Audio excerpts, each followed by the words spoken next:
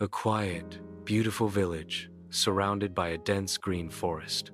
An honest, hard-working woodcutter Thomas lived there. Every day he went to the forest with his plain iron and wood axe. In Thomas's small home, the family sat together for dinner. Happiness filled the room. Even though the house was simple, Thomas smiled at his wife with love. Their child's laughter fills the room, a happy sound in their cozy home. Next day, Thomas walks into the quiet forest, sunlight on the trees, his old axe in hand. He chopped wood to sell in the market, earning just enough to feed his family. He stops among the tall trees, looking around the calm forest. In the calm countryside, Thomas lifts his axe, sunlight shining on the blade. Each strong swing of the axe echoes through the quiet air, breaking the stillness. He swings with a grunt, but sweat makes the axe handle slippery. Splash! His axe fell deep into the water. Thomas sat sadly by the well.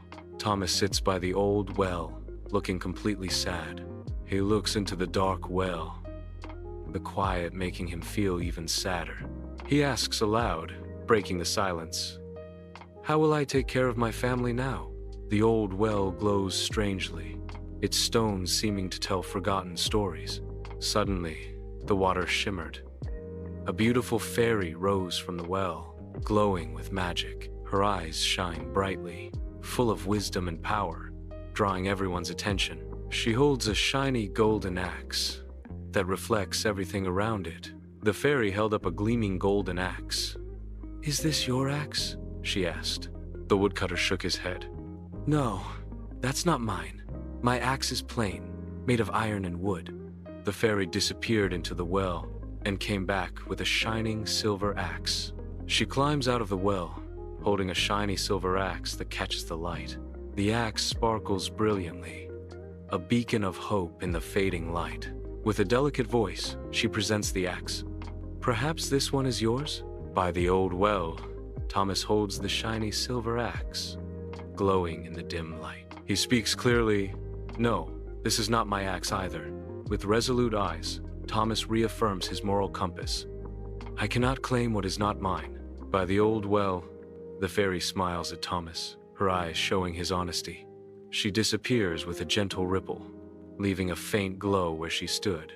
A heartbeat later, she materializes again, her delicate hands now holding the familiar axe of iron and wood. By the old well, Thomas's face lights up with joy, his eyes full of wonder. His hand reaches out on its own, drawn to the axe as if by magic. The woodcutter's eyes lit up. "Yes, that's my axe," he said happily. "Thank you, kind fairy," he exclaims, his words painting the air with sincerity and reverence. By the old well, the fairy floats, glowing softly. In the fairy's outstretched hands, 3 axes gleam gold, silver, and iron. "Your honesty has earned you this reward," the fairy proclaims, her voice echoing with ancient wisdom. "Use them wisely." Thomas walks into the village, carrying the heavy axes, catching everyone's attention. Thomas says, "I have a story about honesty and its rewards," speaking sincerely.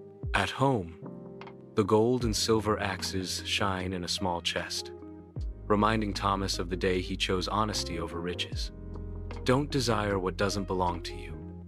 Honesty always brings true rewards.